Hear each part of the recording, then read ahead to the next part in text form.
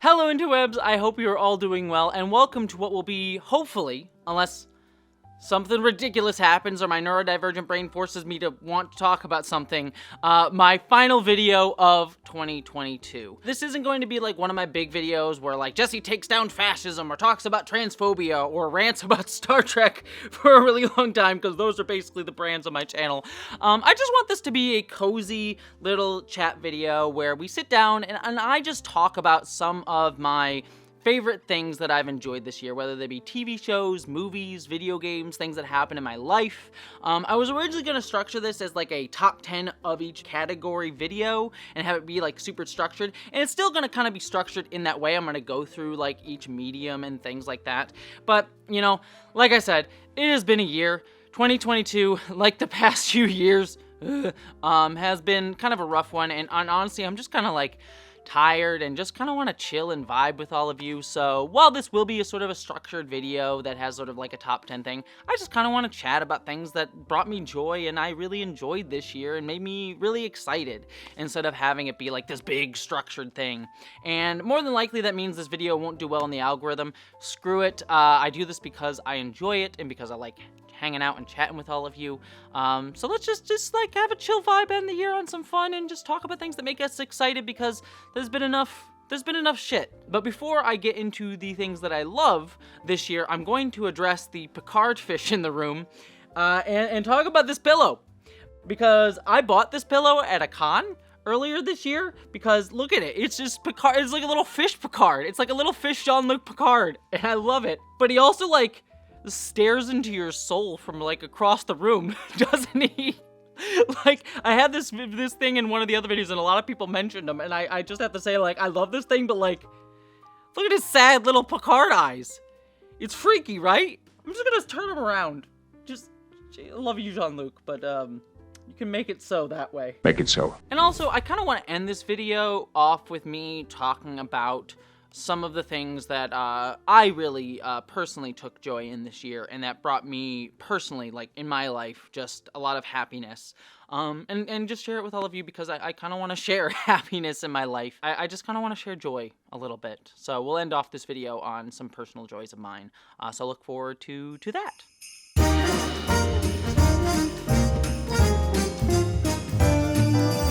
Alright, so the first thing that I want to talk about is movies. Movies that I really loved this year and enjoyed. Like I said, I have a list of top 10 things, and I'll talk about each of the top 10, but just to name a couple other movies that I really liked that I'm not going to spend too much time talking about. Kimmy was fun. Hellbender was a great, like, low-budget horror film made by a single family, which if you haven't checked out is really, really good. The Unbearable Weight of Massive Talent, my boy Nicolas Cage and my other boy Pedro Pascal just being lovely little bros together, and that's a lovely little film. The Outfit was a cool little thriller starring my boy Styles from Teen Wolf. You gotta love him. Banshees of Inisherin, it's depressing, but it's about Ireland, but it's also a very good movie. Hustle was a surprisingly good Adam Sandler film, and a sports film, which, like, generally I don't care for either of those things, but was a fun movie. Prey was excellent, like, hot damn, like, legitimately might be the best Predator franchise movie of all time, even better than the original Predator movie, and that's saying something, because I'm always here for Arnold Schwarzenegger's muscles. Not necessarily always Arnold Schwarzenegger, but his muscles, I'm here for. Nope. Jordan Peele, kicking butt. There is a video essay in me about Nope at some point in like film history and stuff, because that movie is great. It's not in me yet right now, but there is one in me at some point, and it was a great movie. Vengeance was also a really great film. Ashton Kutcher has some really great moments in that, and I really did enjoy it. Some complicated feelings about, like, not like cancelable, like I hate them or anything, but like complicated feelings about people who made that movie overall, but like, decent movie. Emily the Criminal was also really great. It didn't have like the oomph that I wanted it to have, but as like a film, I thought it was really powerful. RRR, what hasn't been said about RRR? It's ridiculous and wonderful, so check out that movie. We're All Going to the World's Fair, a really great indie horror film that you should all watch. That's about like creepypastas and how we interact and connect with each other on the internet, but it's like a really good horror movie. Check that out. And then Deadstream, which is probably my favorite horror comedy this year, or one of my favorite horror comedies this year. Very unique, sort of like all set during a YouTube live stream horror film that's really clever and really unique, and I would highly recommend it. But with that said, let's get into my top 10 films of the year, with number 10 being Emergency. Emergency is a great, sells itself as a comedy, but it's really more of a drama. And the whole idea is we have two young black men in college who want to do like a night on the town and like celebrate this like big pub crawl. But unfortunately, a white girl has ended up unconscious in their home, and they know that if they call the police may hurt them because they're two black men with an unconscious young white girl. And so they decide to take her to the hospital themselves. And it's really a film that, again, tries to sell itself as a comedy, but it's really about how this comedic setup, that if you had any other type of characters in it, like white boys in it, would be a comedy. But because it's about two black men, it can't be. And it's a movie about that inherent tension, and really just has its eyes on the ball in terms of who really is the villain in a piece like this, and how much trauma and pain can come out of a situation like this. And there's a scene at the end of it that I won't spoil that is honestly one of the most honest and true and difficult scenes to watch, but it really is amazing. So if you have not seen Emergency, please go check it out.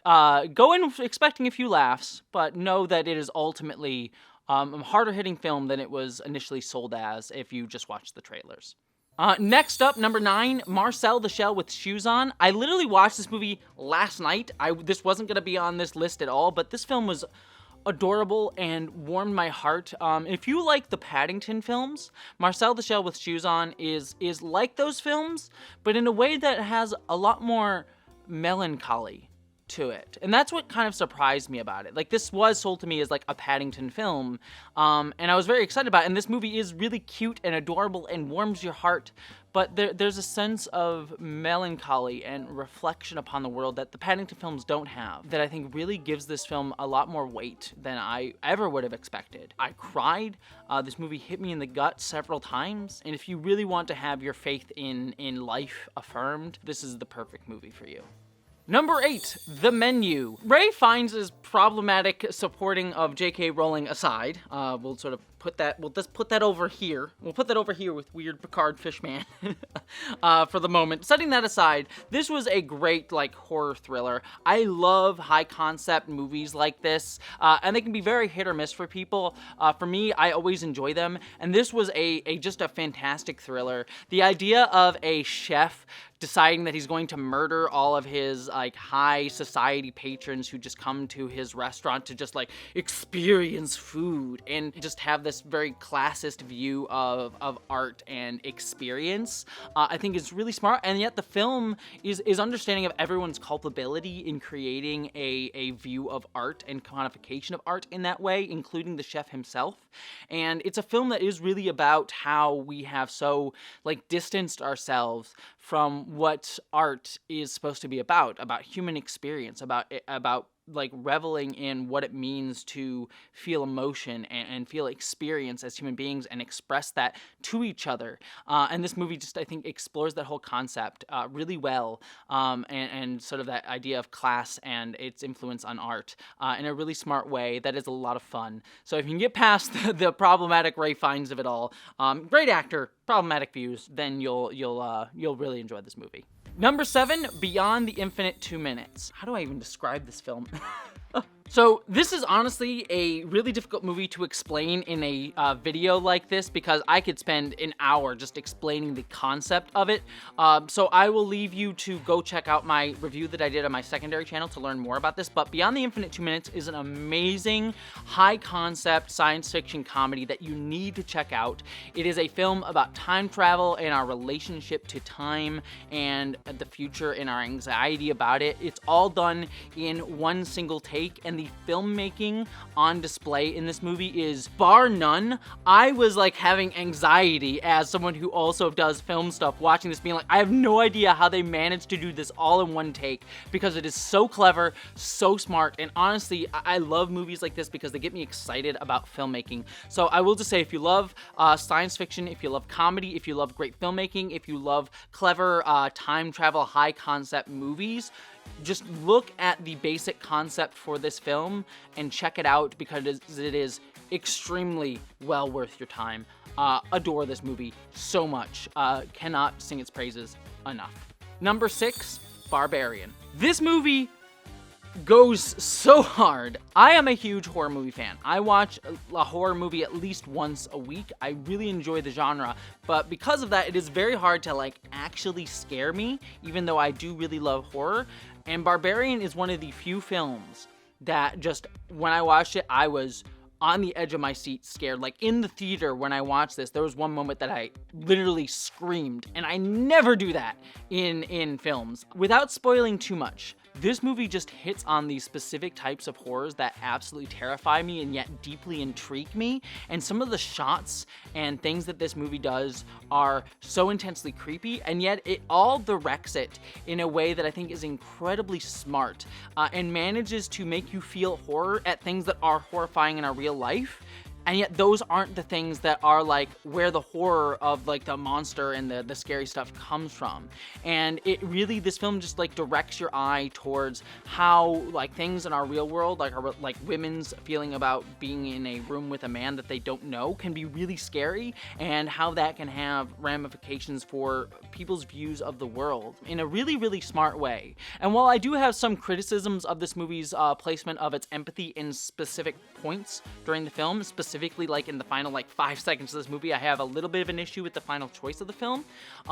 Overall, this is an absolutely horrifying movie, not just for its horror, but for some of the stuff it talks about, and it goes so hard, and I absolutely love this film. Number 5, The Northman. So with Barbarian, I was talking about it from a perspective as a woman. So let's just jump to something on the complete other end of the spectrum, with something that is so filled with testosterone that I felt like I had transitioned back to being a dude while watching the movie. And yet I absolutely loved it. The Northman is a Norse myth tale that is just full of rage and anger and, like I said, testosterone. And yet it is gorgeous and like really just enthralls you with its world. I really like, this is a movie that you can either love or hate, but overall I think it is just a visceral film that just really makes you feel it. And if you like video game boss fights, the final fight in this movie is like, holy hot damn, like this feels like I'm like just about ready to play a God of War game. It's so good. So I highly recommend The Northman. Just know that it is the most testosterone fueled thing you will ever see in your life. Also, Willem Dafoe's in it doing like, I don't even know, his most Willem Dafoe ever. And I love that as well. Number 4, Boiling Point. So this is another single take film, but unlike Beyond the Infinite 2 Minutes, which was a science fiction comedy, this is very much a thriller, and one of the most tense thrillers that I have ever seen, but not in a way that you would expect, because this film takes place all in a single night in a restaurant, and we follow the head chef of the restaurant as he sort of deals with one of the most tense, most chaotic nights of the year right before Christmas Eve.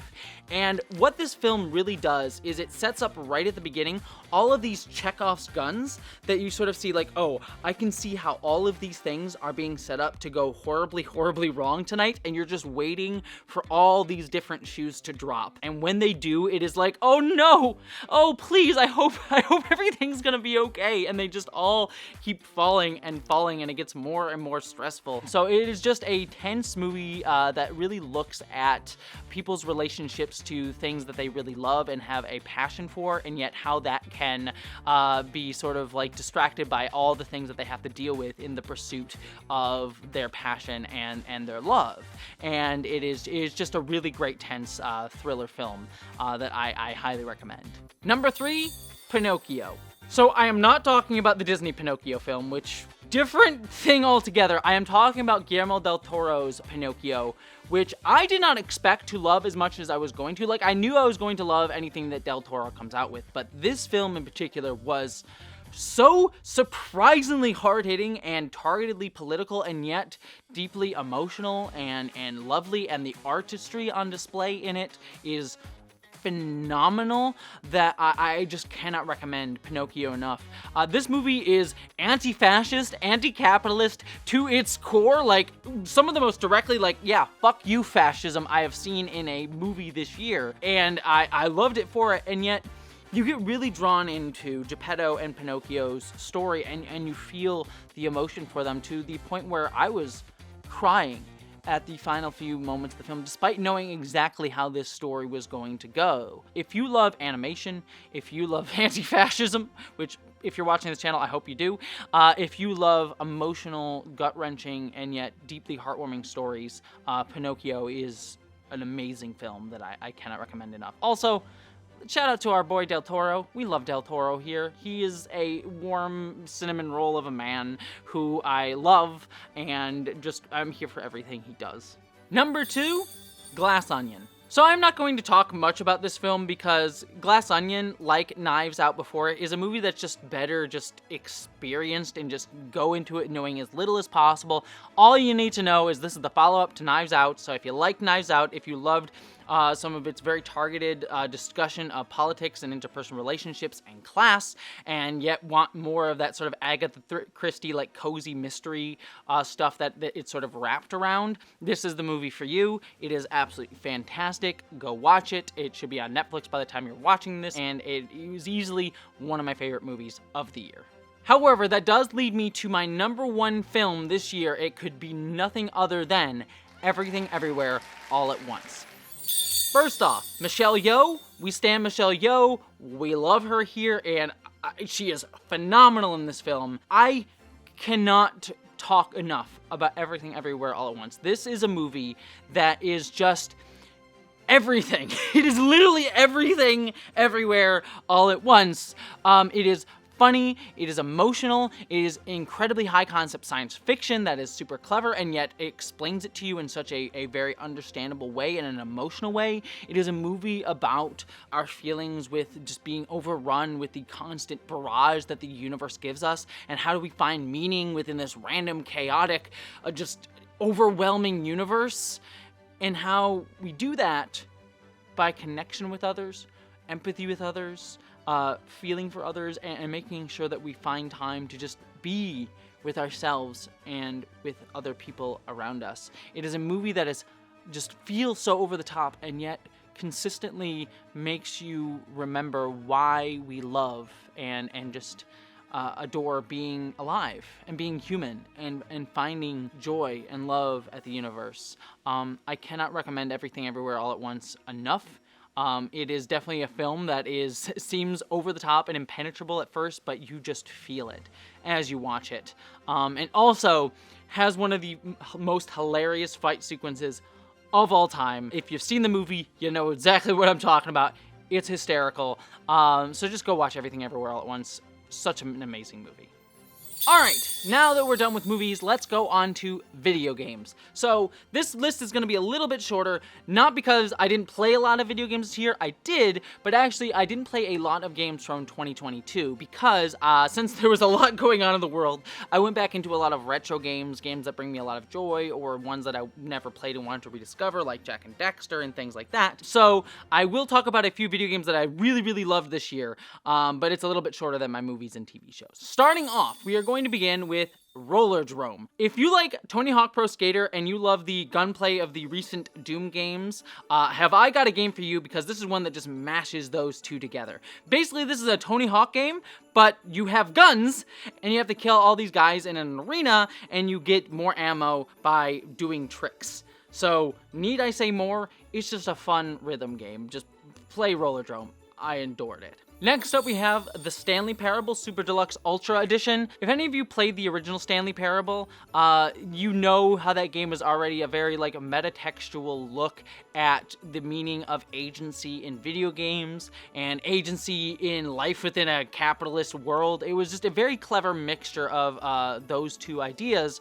But once you got the idea of the game, you kind of got the idea of the game. So I wasn't really sure what I was going to expect going into like this Ultra Edition, but oh boy, was it amazing that this was essentially a sequel to the Stanley Parable wrapped up in a like deluxe edition for the original game. I don't want to spoil too much about it, but if you loved the original Stanley Parable and you want a really cool evolution on those ideas and those themes, you should play the Ultra Deluxe, Super Deluxe. I don't even know what the, additional stuff is, but it is a great game and I highly recommend it. Next up, we have Immortality. There's not much I'm going to be able to say about Immortality that wasn't already said by my fellow YouTube creator Jacob Geller's recent excellent essay on the game, so I just recommend going check that out if you are at all curious about Immortality. But this was a really clever game about art, our relationship to art as human beings. It's kind of a running theme that I'm seeing with a lot of films and movies and TV shows that I enjoy this year. It's like art about art and our relationship to art. But Immortality, I think, also grapples with that in a really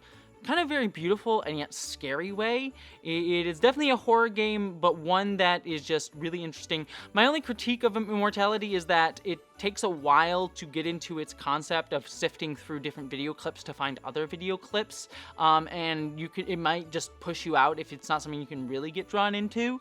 But if you do get drawn into this game and start to discover what it is and what it is about, it is scary, enthralling, and deeply moving if you get far enough into it. Next up, Neon White. This is speedrunning the game. I have always had a love for games that are all about getting into a flow and moving fast. I mean, it's why I loved the idea of Sonic the Hedgehog games or games like Mirror's Edge or Ghost Runner.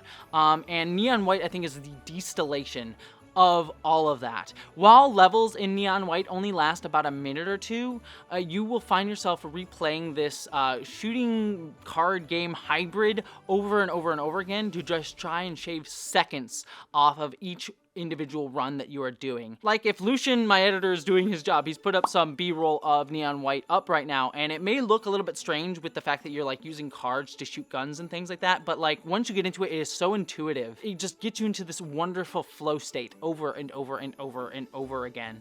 And so if you just like games that just make you feel the experience of movement, Neon White is the game for you. It is the most video game of video games, and I love it. But this brings me to my final two games on this list, and I'm sure these two are not going to shock anyone, and that is Elden Ring and God of War Ragnarok. I'll start off with Elden Ring. I have not played a lot of Elden Ring. I've only actually played a few hours of it, but I can already tell it is an experience that I am going to fall in love with. But the reason that I'm putting it on my list, despite having played so little of it, is actually, before I got into Elden Ring, what I did earlier this year was start to play other FromSoft games, because I wanted to experience what all led to Elden Ring, because I know once I play Elden Ring, it'll be like sort of this distillation of all of those things, and so I didn't want to like end there and then have to go back and feel disappointed. So I went back and played Dark Souls 1, 2, and 3, and Bloodborne. And I'm going to be honest with you, those games have quickly become, despite me having played them just this year, my favorite games of all time.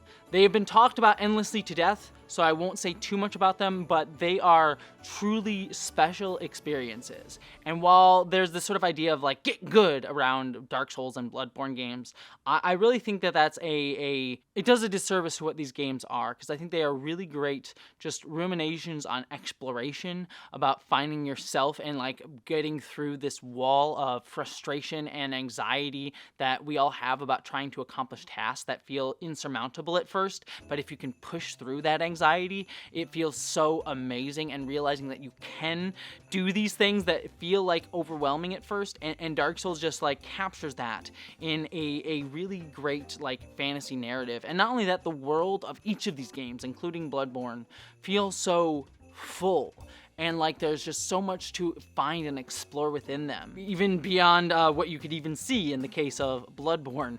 If you know, you know. I just really love feeling like I'm just lost in these worlds. And so with that said, I will also highly recommend you check out the video that I did for GameSpot on Dark Souls. It is honestly one of my favorite things that I've ever made, so please check out that video. I'm so proud of it, so I will link it down below. Just such great games. FromSoft is amazing, and I'm looking forward to diving more into Elden Ring over my Christmas break.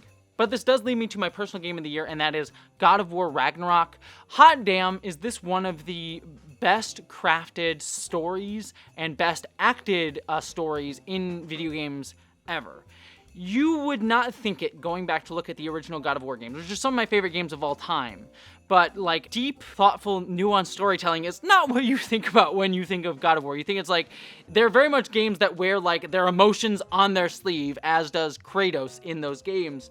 But God of War Ragnarok is one of the most emotionally vulnerable and thoughtful games I have ever experienced. Every character, and I mean every character, including Kratos himself, is just so well drawn out and full of depth and nuance that is really brought out by the actors' performances that I just cannot help but become enthralled by God of War.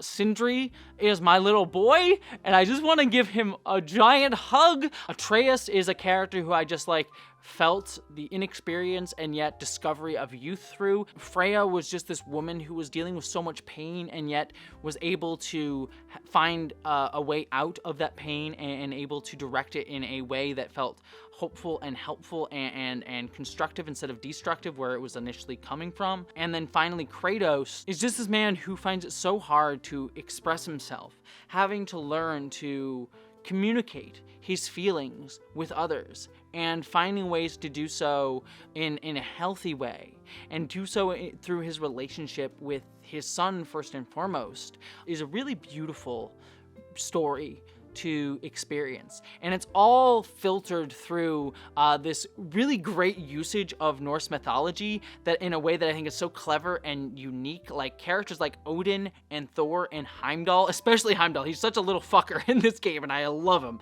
Great takes on these characters that you would not have initially thought of, but are so perfect once you realize what they're doing with them. I cannot recommend God of War enough. The final thing I will say about it is also one of the most political games that I have seen, but not one that feels very on the surface in the way like Del Toro's Pinocchio does. The themes of this game are definitely there. Ideas of imperialism and colonialization and even Marxism and workers' revolution are very much baked into what this game is about, and it understands it so well. And yet it filters it all through not only Norse mythology, but what these systems do to people and how people feel within them and have to struggle with their morality and feelings when fighting back against these systems or enabling these systems, and what it does to all of us. So while God of War Ragnarok is very much a political game, it centers personal experience within these systems and how we fight back against them in a way that I think is emotionally just nuanced. So if you have not played it, I cannot recommend it enough. It is a truly beautiful game. But having talked about those video games, it is time to talk about TV shows. So these are some of my favorite TV shows. Before I get into my top 10, I just want to mention a few others that I'm not going to talk about too much. We have Harley Quinn, the animated series. What more can I say about it? This show is hilarious. Has one of the coolest takes on the Joker that I think I have ever seen in any DC medium ever, which, considering how overexposed the Joker is, the fact that this show is able to find new things to do with him in a way that I'm like, oh, that's really clever, and I'm like, weirdly here for the Joker again, I think is really cool. But overall, Harley Quinn and Poison Ivy's relationship in this show is just mwah, chef's kiss.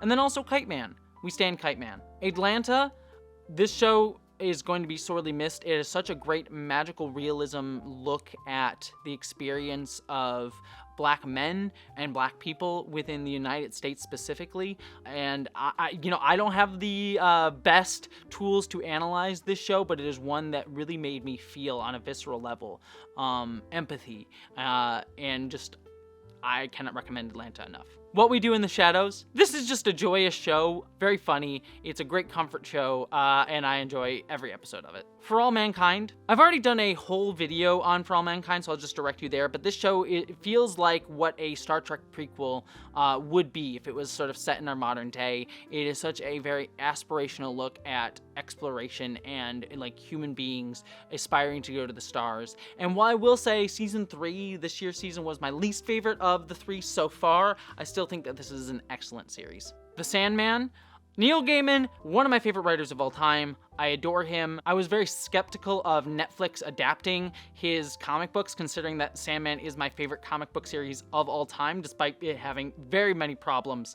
But not only did the Netflix show update the comic book for the modern day in such a really thoughtful way, though still not without its own problems, it did so in a way that was really beautiful and wonderful. And while far from perfect, I thought did as good a job as you could adapting the comic book series for television, and I want to celebrate it for it. Dead End Paranormal Park.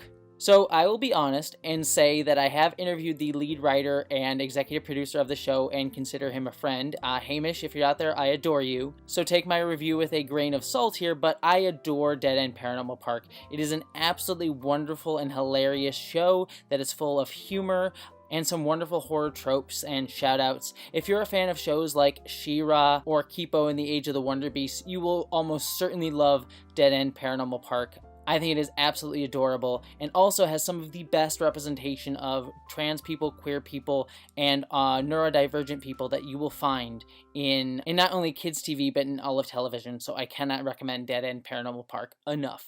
Alrighty, had to take off the Santa hat because it was making my head feel warm, so now you're just getting the full Jessie head experience here. But this brings me to my top 10 TV shows of the year. Oh, and before we get into my favorite TV shows of the year, I'm going to say this right up front. I am not going to mention any Star Trek shows within this list, just because if I was going to include Star Trek shows in this list, it would just become me ranting about Star Trek again. So just know that Lower Decks, Strange New Worlds, Prodigy, and those shows were also on my list of favorite shows of this year, but I wanted to give a chance to talk about other shows beyond my hyper obsession with Star Trek and discuss those things. So just know it goes without saying that like Lower Decks and things were shows that I was deeply passionate about and loved this year.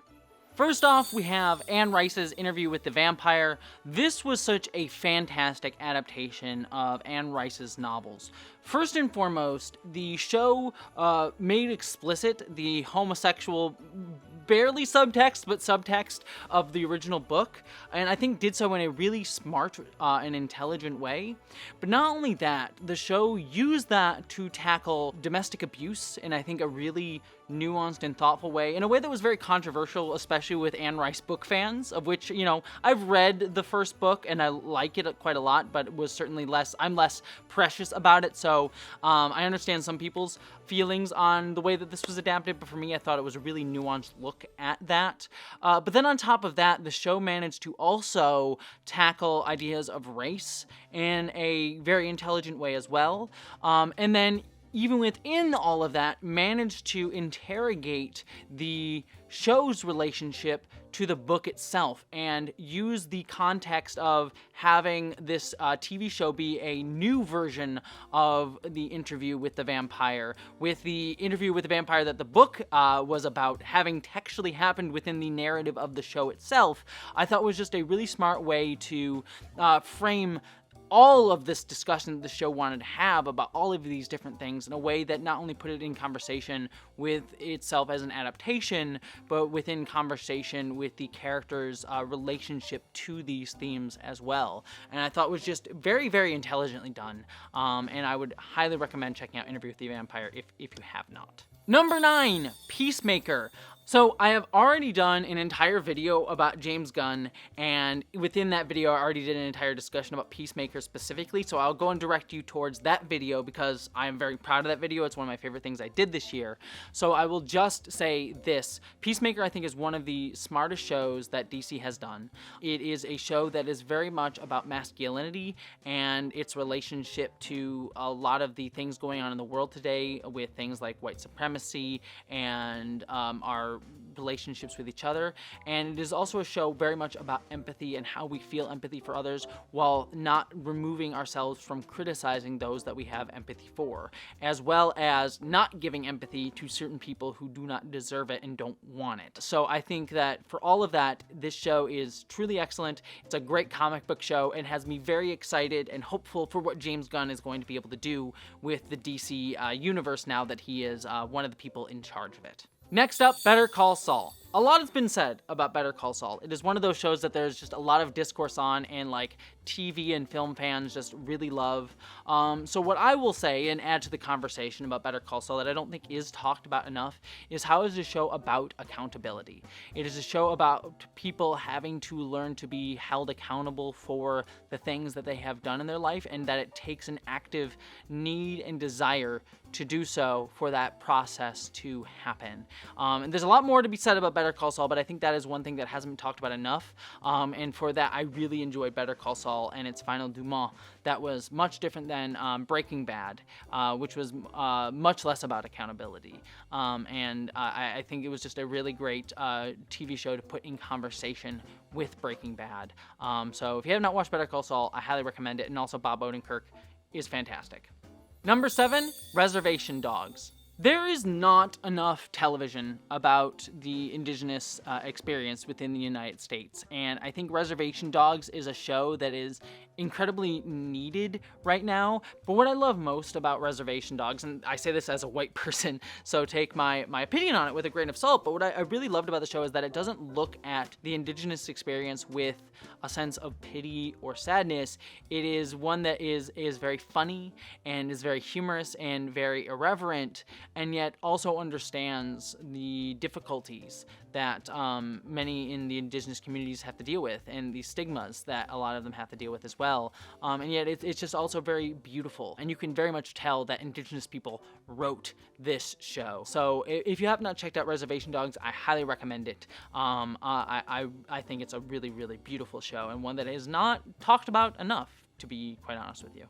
Number 6, Our Flag Means Death. Again, another show that I have already spoken about in another video, and that has been discussed to death, so I won't talk too much about it, but Our Flag Means Death is such a fantastic show because not only is it very funny, it's very clever, it is also a show that just feels so natural in its representation. You know, we talk about representation today as if it's like this thing that needs to be commodified and like put out on a conveyor belt for us, like, oh, this is the gay TV show, for example.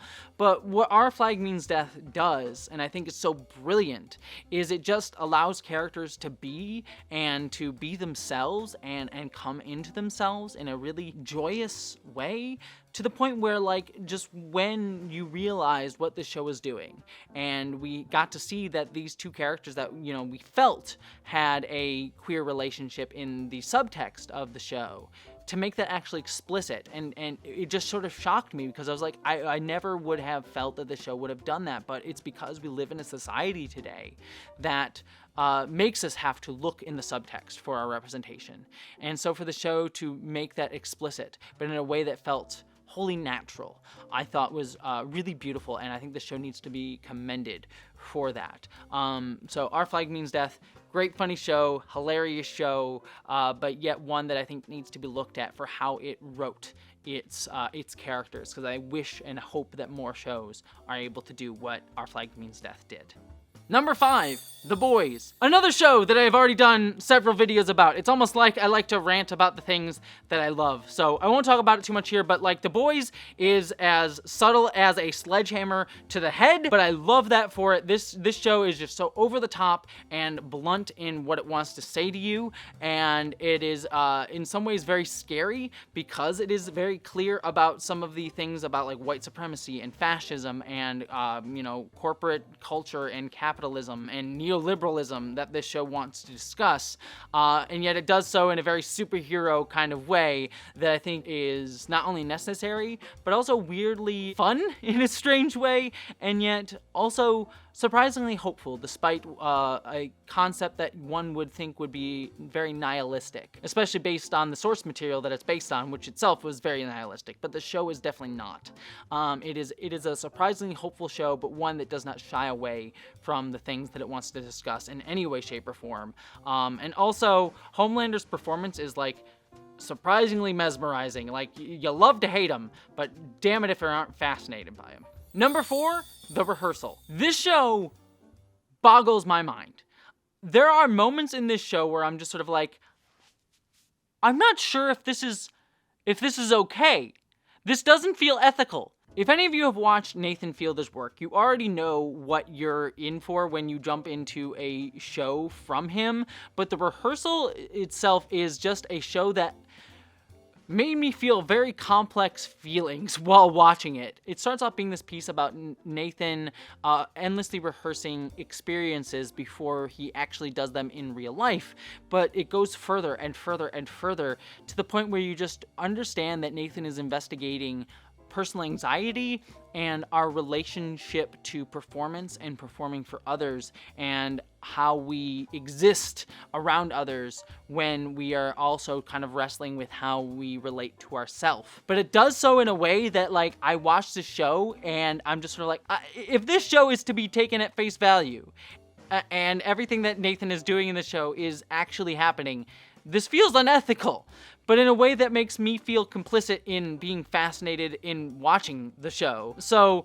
I have very complex feelings on Nathan Fielder specifically and The Rehearsal itself, but it is definitely a fascinating watch that I recommend, but understand you're gonna feel complicated about it while you do. Number 3, Pantheon. Pantheon is a show that probably a lot of people missed because it is an hour-long animated American show that is not a comedy. And sadly, America does not know what to do with animated TV shows that aren't comedic in some way, shape, or form, which is deeply disappointing because Pantheon is such a smart, intelligent, corporate thriller show that is very much about the very near future and our relationship to technology. And this is a show that is all about uploaded intelligences, about how we will one day might be able to upload our consciousnesses to computers, and what that would mean, especially given that we are living in a highly corporatized world. Like, what would corporations do with the ability to control the very worlds and universes that we exist in? Like, what would that actually mean? It is a really cool science fiction show that if you are at all curious about technology and where technology might be going and love things like The Matrix, you should definitely be checking out Pantheon. It is a fantastic series, and one which might be inspiring some work that I myself am going to be hopefully working on going into next year. So be on the lookout for that. Number 2, Severance. This was a show that I wish I had had time to do a video on. Unfortunately, at the time that the show came out, I was sadly busy with, like, I think Sex and Star Trek The Next Generation video that I was working on, so I didn't get a chance to talk about it too much. But Severance is such another great high-concept science fiction show that is about, again, corporate culture and the ways that corporate culture dehumanizes us. The basic concept of the show is that people go to work at this corporation that splits you off from your company self and your non-company self. And when you are at work, you don't remember anything outside. And the way in which this show uses that concept to explore dehumanization within a capitalist society and a corporate society, I think, is so smart, so creepy, just engrossing as a thriller. And also, all that being said, this show is so down for the workers' revolution, like, very much a pro-workers' rights show that I think is just really, really smart. Probably I will do a video on Severance at some point when season 2 is either coming out or closer to coming out, but this is a show that is one that definitely should be watched, especially if you are a science fiction fan who likes politics and workers' rights discussions within their favorite series. But speaking of political shows, my number 1 show this year could be none other than Star Wars Andor. Again, another show that I've done a whole video on, so go check that out. It's a video that I'm very, very proud of. I am probably one of the most shocked people to say that a Star Wars show made by Disney was my favorite show of any year, because Star Wars has been a franchise that I have been more and more out on, just because of you just felt the very corporatization of it as a franchise. But Andor was a show that really made it prescient and political and feel vibrant again. Watching Star Wars Andor makes me feel motivated to go out and try to make the world better. It is a very anti-fascist show. It is a show that understands how fascism works and uses the Star Wars universe in a way that makes it feel very scary and terrifying, and yet, in true Star Wars fashion, hopeful. Because it is also a show about how we fight back against fascism and oppression.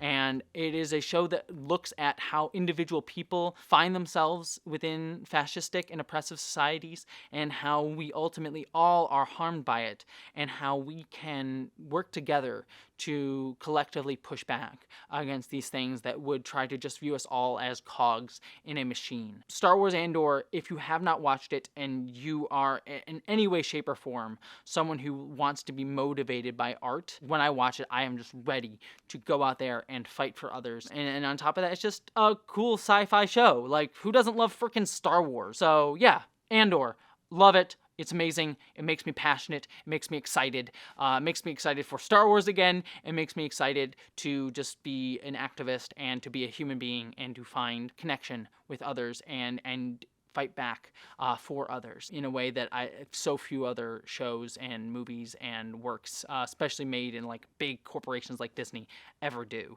And for that, I could put nothing else at number one. So, that was my list of favorite movies, TV shows, and video games this year, and to be quite frank with you, looking back on this past year, I was really shocked making these lists about how much art there was that might end up being some of my favorite art of all time. Like, between Everything Everywhere All at Once, God of War Ragnarok, Star Wars Andor, and quite a few others as well. This has been a really excellent year for art, and art that makes me feel inspired, feel passionate, feel really just excited to be a human being.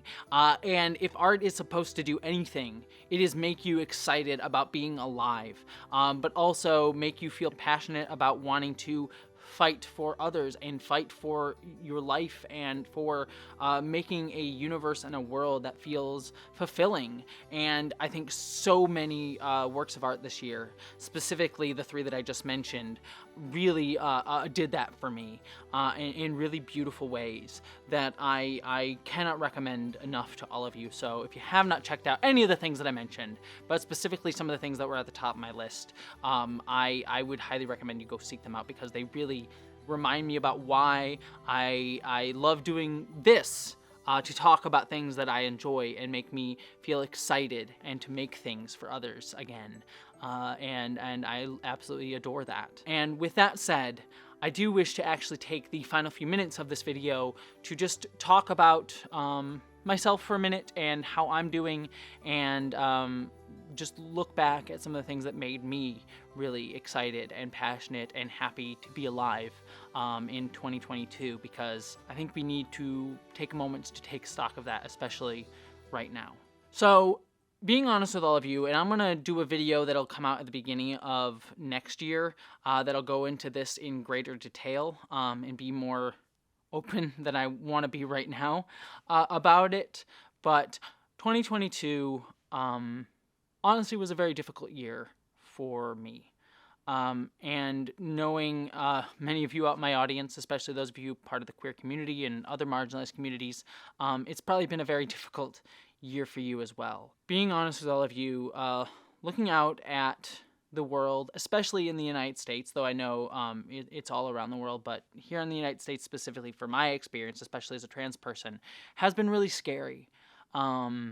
Seeing some of the rhetoric that has been going on around trans people, about many groups of people, the dehumanization that has just been going on, some of the movements in politics, and just how we discuss other people around us has been deeply demoralizing and like I said, very scary. And I think all of us in some way, shape, or form have felt it and have not come away unscathed by it.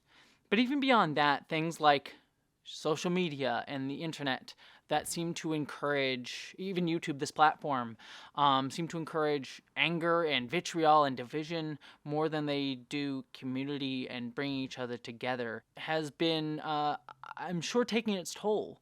Because it's taking its toll on me. I feel very tired a lot of the time nowadays, and that's really rough. But all that being said, you know, looking back for this video at all the things that happened this year, it reminds me how sometimes we as humans get bogged down in those really difficult and scary things, and it's understandable considering that there are a lot of things to be scared, and worried about.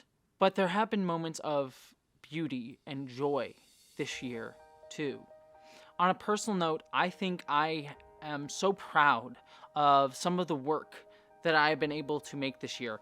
My Dark Souls video that I mentioned earlier for GameSpot, I am so deeply proud of. My sex in Star Trek videos, my James Gunn video, my video on Star Wars Andor, are just videos that I feel so happy that I made, and I look back at them and I'm like, how did I make those things? They are just videos about my passion and love for these things, and I not only managed to do that, I managed to do it in a way that I feel really proud of, that managed to take those passions that I have and make them about something, about my joy, and about making it about feeling meaningful to today, and how joy for these like neurodivergent hyperfixations that I have can actually be about connection to others. And even beyond that, you know, I have been making a lot of videos this year about really terrible things. You know, I made two videos about Matt Walsh and his really transphobic documentary, Was a Woman.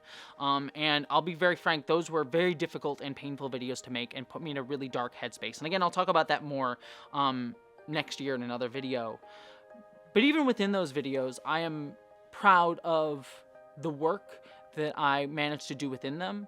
You know, not even just breaking down transphobia, but managing to do it in a way that still felt like I was giving empathy to the people who needed empathy, being targeted against the people who deserve to be pushed back against, like Matt Walsh and his horrific, awful views and rhetoric. But on top of that, also managed to try and find joy and fun and hilarity even in really disgusting rhetoric. Because I think part of resistance is being able to show, hey, I'm still a human being. I can still find joy despite the shit that you fling at me. And the fact that I was able to do that, I think I am very, very proud of this year. So I'm just proud of my evolution as a creator, as an artist, and as a human being, even in spite of all the shit going on, specifically around trans people right now in the world. But even through all of that, the thing that encourages me the most, that has brought me the most joy this year, is that even within all of this crap, I have met and worked with and found community with some of the most amazing people out there who are also pushing back. There are so many amazing creators here on YouTube that I want to list a bunch of them, and I'll put them down in the comments below, but I don't want to say their names right now because I'm doing this off the cuff without a script, and I know I'm going to forget someone, so just look in the description. Go subscribe to all those people that are down there because they are amazing creators that you should be checking out. And the fact that I've gotten to work with them and get to know them and see their own fights against shitty stuff while also finding joy as well has been so inspiring and encouraging to me. And the fact that I can call them peers and friends is shocking to me. But even beyond all of that, the thing that also encourages me is all of you. Every single video that I put out, even the ones about terrible, horrible things, there are so many of you that find kind, caring comments, say wonderful things, are so sweet and hopeful and kind, and it fills me with joy. And yes, every comment section, you know, has the transphobic, terrible people. But what encourages me more is that when I do videos like that, there are so many people out there who say, Jessie, this meant something to me, this comforted me. Jessie, you know, it's nice to see people pushing back And I'm not just saying that as like, oh, look, thank you for aggrandizing me. Like, no, it reminds me that like there are other people out there who feel this way, that want to push back and find community and find connection. And there are people that supported me. There are people that said nice things to me. And I hope I gave back to all of you what you gave to me, because you keep me moving forward. You keep me encouraged. You keep me excited. You keep me just remembering why we are human beings, and why human beings are only fulfilled when we are able to connect with each other and are able to find each other. That's what constantly encourages me and keeps me moving forward. And so yes, there's been shit, yes, there's been horrible things, but between the art that I have seen this year, like Everything Everywhere All at Once, or Star Wars Andor, or God of War Ragnarok, or the things that I have been able to make and been able to find my own humanity within, even within shitty stuff, and the people who have connected with me through that art that I made, connected with me through the art that I love, that I've connected with in our fights back against these horrible things going on in this world, all of that just reminds me that being a human being is a beautiful and amazing thing. And no matter how horrible this world may seem, there's always something worth fighting for, and there's always a future worth fighting for. And because I need to make it about Star Trek, because that's who I am, I will always fight for a future like Star Trek, where we take delight in the differences of others. We take delight in discovering ourselves and discovering more about each other and about discovering more about the world. And that is what will always encourage me and what will always keep me moving forward. So while this video has been about the things that I have loved this year and the art that I have loved, the common theme among all of them is about connection and joy and excitement about being alive. Never lose that. Never forget that. I sometimes do. And I hope that my work reminds you of that joy in life, because all of you have reminded me of that joy in life. And for that, I say thank you. And I hope you have a wonderful end to your 2022 with family, friends, loved ones, or, you know, cats and animals, or anybody who you find joy in. I hope that it is wonderful. And I will see you all in 2023. I have some very exciting stuff planned for 2023, not just on YouTube, though I'm excited about some stuff on YouTube, but even beyond that, that I'll keep you abreast of, because I got some projects that I am very keenly excited about that I may have teased earlier in this video, with some cool people as well. But with that being said, I will wrap out there. I send you all love. Mwah. Thank you for being you. Thank you for being beautiful. And to end, as I always do, I hope you all, and I truly mean this, live long and prosper. Oh, and also YouTube stuff, like, comment, subscribe. Don't forget to do that. Please don't forget to do that. No! So, as we round out the year, I just wish to say a very special thank you to all of my patrons. I know I say this every single month, but, you know, looking back at this year, I feel I've really grown as a creator, as an artist, as a person, even though I'm generally really tired as a human being. I feel like I've really grown, and a lot of that has been enabled through all of your support over on Patreon. So to my patrons, legitimately, thank you for giving me the life that I have and allowing me to do what I do and to dream what I dream. So, yeah, thank you. And with that said, an extra special thank you to Catherine Lambeth, Chelsea Williams, Joe Herman Holt, Carrie Ellen Foss, Miranda Janelle, Lily Gray, Alizia Tantivi, Heather Long, Darkest Caliber 42, Barbara Ann Rounds, Jack McAllen, Stephen Kleinard, Jem Shin, Baba Ruski, Ali Gobert, Mary Mello, Matt Chung, Alan Atman, Super Desi, Randy Thompson, Spooky Heather Sylvia, Brits Krieg, Zach Cody, D. Cassaray, Wellington Marcus, Vincent Ellington, Boyd and Mary Beth Earl, Meadow Whisperer, Lily Blanley, Chloe Dollar, Joseph Dewey, Felicia Tost, James Krivda, Grace, Rose Connolly, Dominic Noble, Elizabeth Christensen, Gordon Alexander, Jennifer Fuss, Chris Bodley, Dinch, Andy with an I, Sean McKenzie, Sonia Nero Perdo, Nathaniel Fraughton, Hellscape Wanderer, Jolene Cassidy, Eric Knat, Mag, Ferengato, Transit Toronto, Sasha M,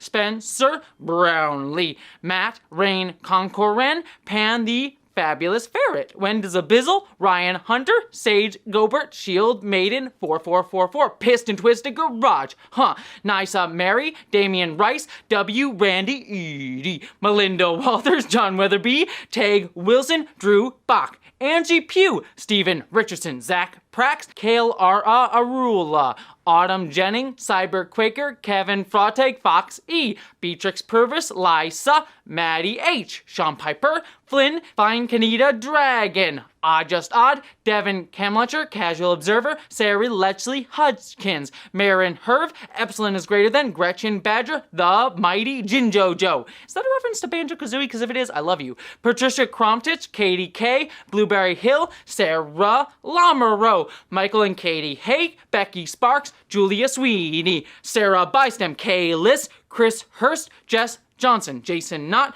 Melody Ann Winters Good, Leo Wetha Boyd, Kurt Mullen, Verdix Kai, Laura Demeraux, Here Reese's, Celestial Dawn, Zumula Kincaid, Mix, Sophis, Sky Skinner, Nathan Steele, Cephas Keister, Troy Stahl, Blue Luna T, Teresa, Jordy Lucero, The Tipsy Changeling, Zane Stucher, Tony the DC Nerd, Maeve, Grumpy Dragon 75, Nikki Gordon Bloomfield, Crit Back, Strawberry Pup, Alicia Lombach, It's a Bug, Not a Feature, Ulrich Bogdan, Barbara Borges, Elizabeth Drabble, Unicorn Floof, Abigail Marine, James Hodge, Corey and Vale, Honkinen. Mwah. Love to you all. Have a happy end to your 2022, and I hope you have a wonderful 2023.